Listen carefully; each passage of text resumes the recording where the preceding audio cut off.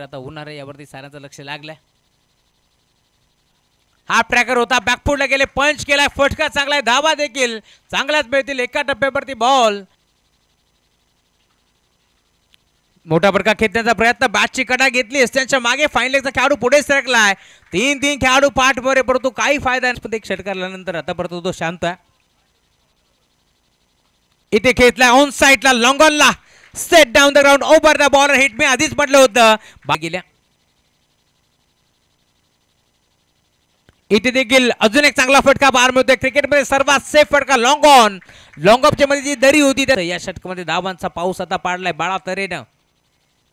तिसरा तो देखील जाईल बाउंड्री लाईनच्या बाहेर पडतो. चौकारकी षटकार पाहावा लागेल. One bounce over the line. मैदानावरती बाळा तरे त्याचा बल्ला बोलतोय, हा देखील बॉल बाउंड्री लाईनच्या बाहेर. One bounce over the line. 4 आणि त्यानंतर आता धावसंख्येचा मोठा डोंगर. इथे देखील बिग हिट, पुन्हा एकदा 20 शेप मध्ये बॉलला मात्र फेकून दिले बाउंड्री लाईनच्या बाहेर. बाळा तरे ऑन अ फायर ना. Best of luck. मोसिमचा पहिला बॉल, गोलगिरकी घेतली, ऑन साइडला बॉलला फेकून दिले, स्क्वेअर लेगला